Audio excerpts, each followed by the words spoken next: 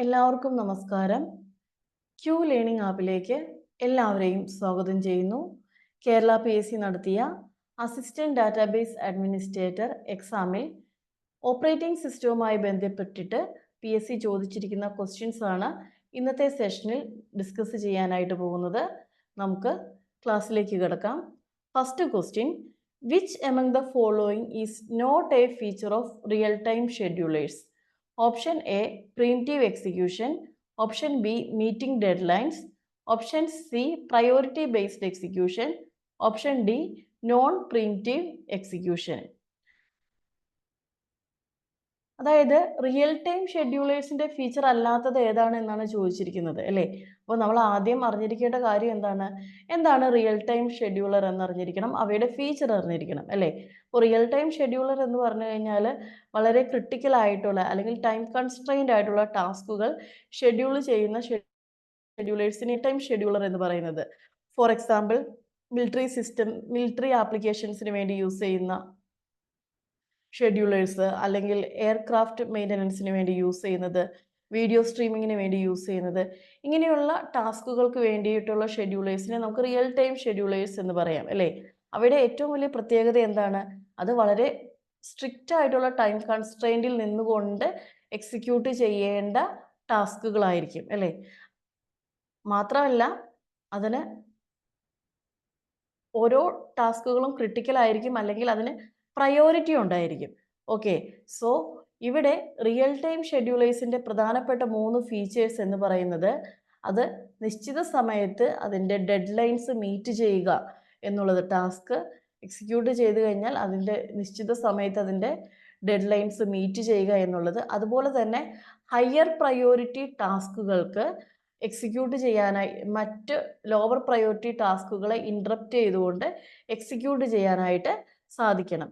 അതിനെയാണ് pre-emptive execution എന്ന് പറയുന്നത്. ഓക്കെ, അതുപോലെ തന്നെ മൂന്നാമത്തെ ഒരു ഫീച്ചറാണ് ടാസ്കുകളെ പ്രയോറിറ്റൈസ് ചെയ്യുക എന്നുള്ളത്. ഓക്കെ, ഓരോ ടാസ്കുകളെ ഷെഡ്യൂൾ ചെയ്യുന്ന സമയത്തും അതിനെ പ്രയോറിറ്റൈസ് ചെയ്യുക, എന്നിട്ട് അതിൻ്റെ പ്രയോറിറ്റി അനുസരിച്ചിട്ട് ഹയർ പ്രയോറിറ്റി ടാസ്കുകൾക്ക് ഇമ്പോർട്ടൻസ് കൊടുത്ത് അവയെ ആദ്യം എക്സിക്യൂട്ട് ചെയ്യുക. ഓക്കെ, അപ്പോൾ ഇവിടെ റിയൽ ടൈം ഷെഡ്യൂളേഴ്സിൻ്റെ ഫീച്ചേഴ്സ് ആയിട്ട് വരുന്ന 3 കാര്യങ്ങളും option A pre-emptive execution, meeting dead lines, priority based execution, ഇത് 3ഉം റിയൽ ടൈം ഷെഡ്യൂളറിൻ്റെ ഫീച്ചറാണ് അല്ലേ. അപ്പോൾ ഓപ്ഷൻ ഡി ആണ് ഇവിടെ ശരിയായി ആൻസർ ആയിട്ട് വരുന്നത്, നോൺ പ്രീംറ്റീവ് എക്സിക്യൂഷൻ. അതായത് നോൺ പ്രീംറ്റീവ് എക്സിക്യൂഷൻ മീൻസ് ഓരോ ടാസ്കുകളും കംപ്ലീറ്റ് ചെയ്തതിന് ശേഷം അടുത്ത ടാസ്കുകൾ എക്സിക്യൂട്ട് ചെയ്യുക, പ്രയോറിറ്റീനെ അല്ലാതെ. അങ്ങനെയാണെങ്കിൽ എന്ത് സംഭവിക്കും? അതായത് ക്രിട്ടിക്കൽ ആയിട്ടുള്ള റിയൽ ടൈം ഷെഡ്യൂളറിൻ്റെ ഫീച്ചറാണ് ടൈം കൺസ്ട്രെയിൻഡ് ആയിട്ട് ഹയർ പ്രയോറിറ്റി ടാസ്കുകൾ എക്സിക്യൂട്ട് ചെയ്യുക എന്നുള്ളത്. സോ ഇവിടെ പ്രയോറിറ്റി നോ പ്രീംറ്റീവ് ആണ് എന്നുണ്ടെങ്കിൽ നമുക്ക് പ്രയോറിറ്റി ബേസിസിൽ എക്സിക്യൂട്ട് ചെയ്യാനായിട്ട് സാധിക്കില്ല. അതുകൊണ്ട് തന്നെ ഓപ്ഷൻ ഡി ആണ് ഈ ഒരു ചോദ്യത്തിൻ്റെ ശരിയായ ഉത്തരമായിട്ട് വരുന്നത്. നെക്സ്റ്റ് ക്വസ്റ്റ്യൻ,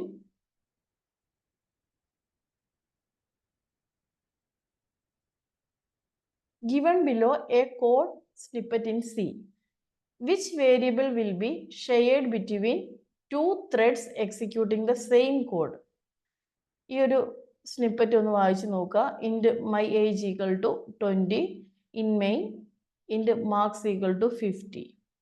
ഇവിടെ 2 ത്രെഡുകൾ ഒരേ സമയം ഈ ഒരു കോഡ് എക്സിക്യൂട്ട് ചെയ്യുകയാണെങ്കിൽ ഷെയർ ചെയ്യുന്ന വേരിയബിൾ ഏതെല്ലാമാണ് എന്നാണ് ചോദിച്ചിരിക്കുന്നത്. ഓക്കെ, അപ്പോൾ നമ്മൾ അറിഞ്ഞിരിക്കേണ്ട കാര്യം, ഒരു ത്രെഡ് എക്സിക്യൂട്ട് ചെയ്യുന്ന സമയത്ത് ഏതെല്ലാം വേരിയബിൾസ് ആണ് ഷെയർ ചെയ്യുന്നത്. അതായത് ഒരു ത്രെഡ് എക്സിക്യൂട്ട് ചെയ്യുന്ന സമയത്ത് ആ ത്രെഡ് ഷെയർ ചെയ്യുന്നത് 1 ഗ്ലോബൽ വേരിയബിൾസ്, 2 സ്റ്റാറ്റിക് വേരിയബിൾ, മൂന്നാമത്തേത് ഹീപ്പ് അലോക്കേറ്റഡ് വേരിയബിൾസ്. ഈ 3 ടൈപ്പ് വേരിയബിൾസ് ആണ് ത്രെഡ് ഷെയർ ചെയ്ത് യൂസ് ചെയ്യുന്നത്. ബാക്കിയുള്ള അതായത് ലോക്കൽ വേരിയബിൾസ് എല്ലാം ഓരോ ത്രെഡിനും ഇൻഡിപെൻഡൻ്റ് ആയിട്ട് അലോക്കേറ്റ് ചെയ്ത് കൊടുക്കുകയാണ് ചെയ്യുന്നത്. ഓരോ ത്രെഡിനും സെപ്പറേറ്റ് ആയിട്ട് അലോക്കേറ്റ് ചെയ്ത് കൊടുക്കുകയാണ് ചെയ്യുന്നത്. അങ്ങനെയാണെങ്കിൽ ഈ തന്നിരിക്കുന്ന സ്നിപ്പെറ്റിൽ ഗ്ലോബൽ വേരിയബിൾ ആയിട്ട് വരുന്നത് first int my age equal to 20 അല്ലേ. Int mymarks equal to mymarks എന്ന് പറയുന്ന ഇൻറ്റീജർ വേരിയബിൾ ലോക്കൽ വേരിയബിൾ ആയിട്ടാണ് കൊടുത്തിരിക്കുന്നത്. അതായത് ഓരോ ത്രെഡിനും സെപ്പറേറ്റ് ആയിട്ടാണ് mymarks അലോക്കേറ്റ് ചെയ്ത് കൊടുക്കുന്നത്. പക്ഷെ ഷെയർ ചെയ്ത് യൂസ് ചെയ്യുന്നത് ഗ്ലോബൽ വേരിയബിൾ ആയിട്ടുള്ള my age ആണ്. ഓക്കെ, സോ ഇവിടെ ചോദിച്ചിരിക്കുന്ന ചോദ്യം എന്താണ്? Which variable will be shared between two threads executing the same code എന്നാണ് ചോദിച്ചിരിക്കുന്നത് അല്ലേ? അപ്പോൾ ഏതാണ് ശരിയായി വരുന്ന ഉത്തരം? ഓപ്ഷൻ എ my age ആണ് ശരിയായി വരുന്ന ഉത്തരം. ബാക്കി 3 ഉത്തരങ്ങളും തെറ്റാണ്. ഓക്കെ, അപ്പോൾ ഇതിനോടൊപ്പം സൂചിപ്പിക്കേണ്ട കാര്യം എന്താണ്? ഒരേ സമയം ഒന്നിലധികം ത്രെഡുകൾ എക്സിക്യൂട്ട് ചെയ്യുന്ന സമയത്ത് സെയിം കോഡിൻ്റെ ഒന്നിലധികം ത്രെഡുകൾ എക്സിക്യൂട്ട് ചെയ്യുന്ന സമയത്ത് അവ ഷെയർ ചെയ്യുന്നത് global variable, static variable and heap allocated memory. Okay, ഇത്രയുമാണ് ഹീപ്പ് അലോക്കേറ്റഡ് വേരിയബിൾസ്, ഇത്രയുമാണ് ഷെയർ ചെയ്ത് യൂസ് ചെയ്യുന്നത്. നമുക്ക് അടുത്ത ക്വസ്റ്റ്യനിലേക്ക് പോവാം.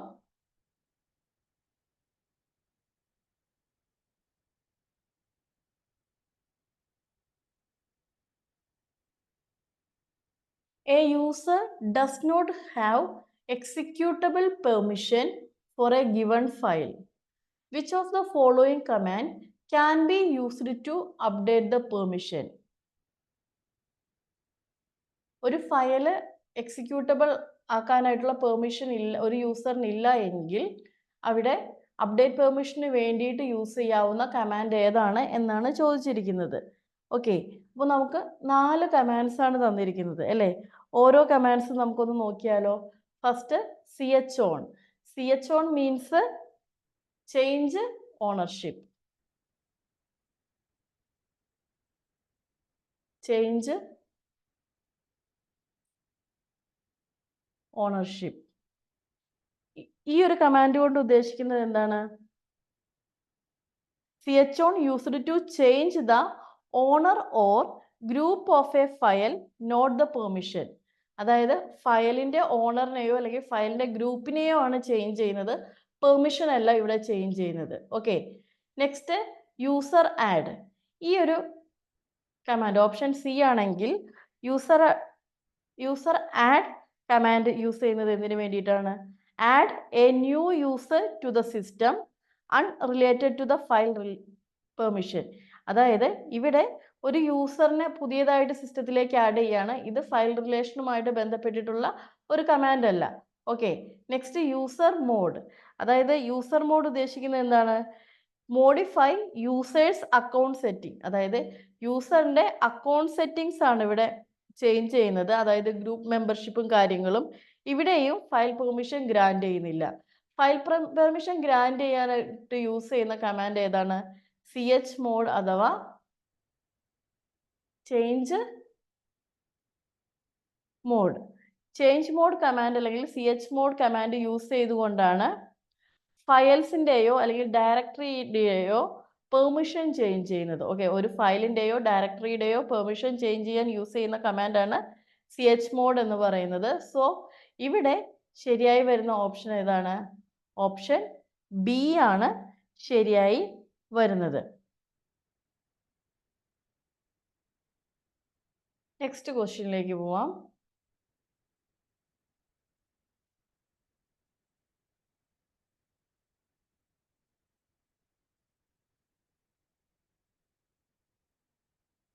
Next question, which of the following is not a function of bootloader? ഒരു ബൂട്ട് ലോഡറിന്റെ ഫംഗ്ഷൻ അല്ലാത്തത് ഏത് എന്നാണ് ചോദിച്ചിരിക്കുന്നത്. വളരെ സിമ്പിൾ ആയിട്ടുള്ള ഒരു ക്വസ്റ്റ്യൻ ആണ് അല്ലേ? എന്താണ് ഒരു ബൂട്ട് ലോഡറിന്റെ ഫംഗ്ഷൻ എന്ന് പറഞ്ഞു കഴിഞ്ഞാൽ, അല്ലെങ്കിൽ എന്താണ് ഒരു ബൂട്ട് ലോഡർ എന്ന് പറഞ്ഞു കഴിഞ്ഞാൽ, a boot loader is a small program responsible for initialising the system and loading the operating system in to the memory during the boot process. അതായത് സിസ്റ്റത്തിനെ ഇനീഷ്യലൈസ് ചെയ്യുകയും അതേപോലെ തന്നെ ഓപ്പറേറ്റിംഗ് സിസ്റ്റത്തിനെ മെമ്മറിയിലേക്ക് ലോഡ് ചെയ്യുകയും, ഓക്കെ, ബൂട്ടിംഗ് പ്രോസസ്സിനുള്ളിൽ നിന്നുകൊണ്ട് ഓപ്പറേറ്റിംഗ് സിസ്റ്റത്തിനെ മെമ്മറിയിലേക്ക് load ചെയ്യുകയും ചെയ്യുന്ന ഒരു സിമ്പിൾ സ്മോൾ പ്രോഗ്രാമാണ് ബൂട്ട് ലോഡർ എന്ന് പറയുന്നത് അല്ലേ? ബൂട്ട് ലോഡറിന്റെ ഫങ്ഷൻസ് ഏതെല്ലാമാണ്? ഒന്ന്, ഓപ്പറേറ്റിംഗ് സിസ്റ്റം ലോഡ് ചെയ്യുക എന്നുള്ളത്. ഓക്കെ, രണ്ടാമത്തേത് മെമ്മറിയെ ഇനീഷ്യലൈസ് ചെയ്യുക എന്നുള്ളത്. മൂന്നാമത്തേത് ഹാർഡ്വെയർ ഇനീഷ്യലൈസേഷൻ. ഓക്കെ, ഏതെല്ലാമാണ്? ഓപ്പറേറ്റിംഗ് സിസ്റ്റത്തിനെ ലോഡ് ചെയ്യണം, അതുപോലെ തന്നെ operating system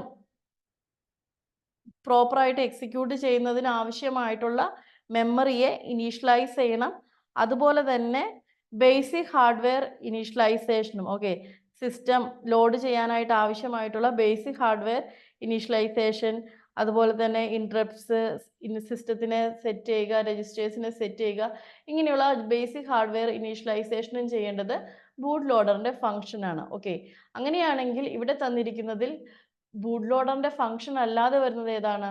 virtual memory management ആണ് അല്ലേ? Virtual memory management is not a function of boot loader. ഈ ഒരു വിർച്വൽ മെമ്മറി മാനേജ്മെന്റ് ആക്ച്വലി ആരാണ് ചെയ്യുന്നത്? ഓപ്പറേറ്റിംഗ് സിസ്റ്റം ആണ് ചെയ്യുന്നത് അല്ലേ? ഓപ്പറേറ്റിംഗ് സിസ്റ്റം ആണ് എഫിഷ്യൻ്റ് ആയിട്ടുള്ള മെമ്മറി യൂസേജിന് വേണ്ടിയിട്ട് വിർച്വൽ മെമ്മറി മാനേജ്മെന്റ് ചെയ്യുന്നത്. ഓക്കെ, അപ്പോൾ ഈ ഒരു സിമ്പിൾ ക്വസ്റ്റ്യൻ്റെ ആൻസർ എന്ന് പറയുന്നത് വിർച്വൽ മെമ്മറി മാനേജ്മെന്റ്. അടുത്ത ക്വസ്റ്റ്യനിലേക്ക് പോവാം.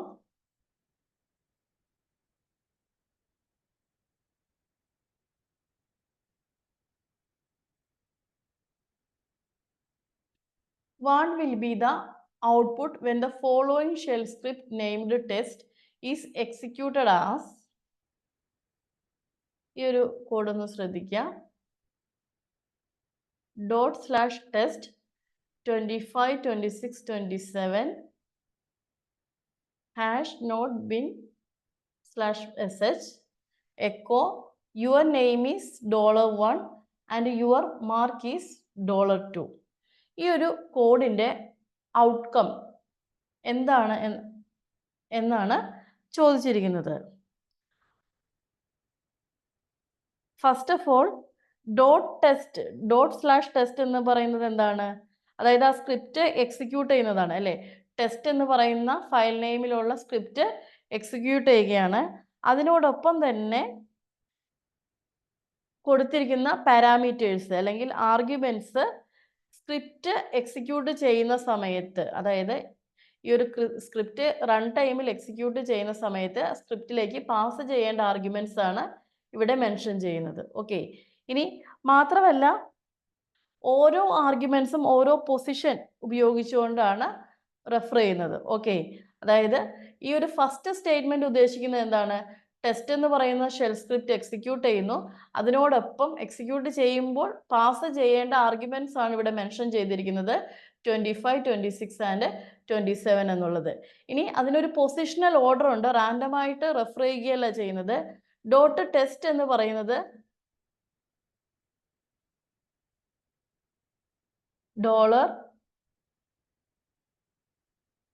$0 ഉപയോഗിച്ചുകൊണ്ടാണ് റെഫർ ചെയ്യുന്നത്. അതായത് ഫയൽ നെയിമിനെ റെപ്രസെന്റ് ചെയ്യുന്നത് $0 ആണ്. $1 അല്ലെങ്കിൽ വേരിയബിൾ 1 റെപ്രസെന്റ് ചെയ്യുന്ന സിമ്പിള് ഫസ്റ്റ് പാരാമീറ്ററിനെയാണ്. ഇവിടെ അത് 25 ആണ് അല്ലേ?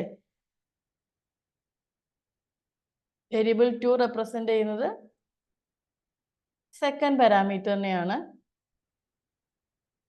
വേരിയബിൾ 3 റെപ്രസെന്റ് ചെയ്യുന്നത് തേർഡ് പാരാമീറ്ററിനെയാണ്.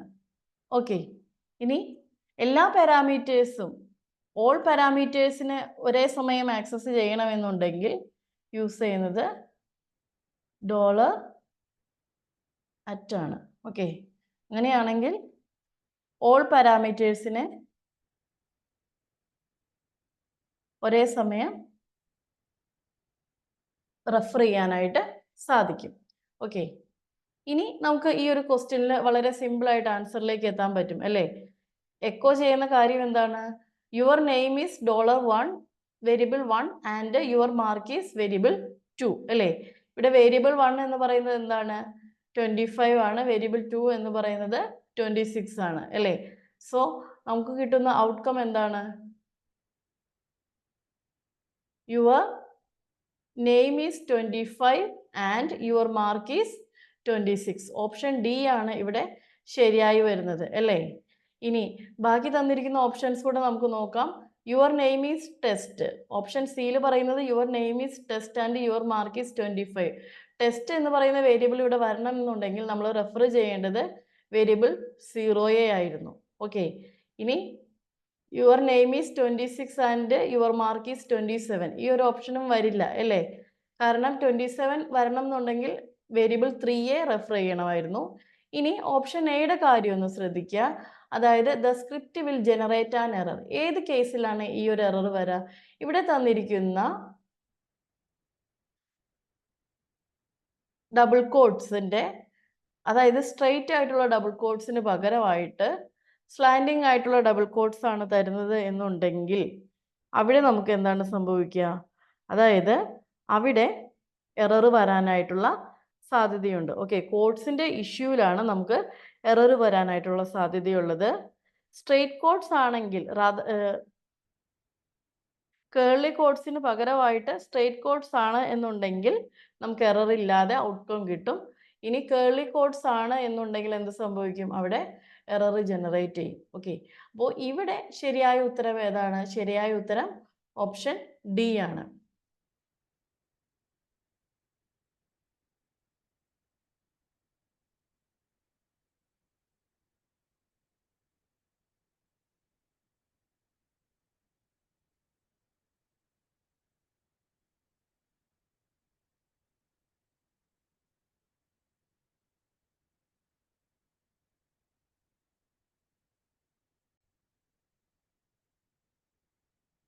സോ ഇന്നത്തെ സെഷനിൽ അസിസ്റ്റന്റ് ഡാറ്റാബേസ് അഡ്മിനിസ്ട്രേറ്ററിൽ നിന്നും ഓപ്പറേറ്റിംഗ് സിസ്റ്റവുമായി ബന്ധപ്പെട്ടിട്ട് ചോദിച്ചിരിക്കുന്ന ക്വസ്റ്റ്യൻസ് ആണ് നമ്മൾ ഡിസ്കസ് ചെയ്തത്.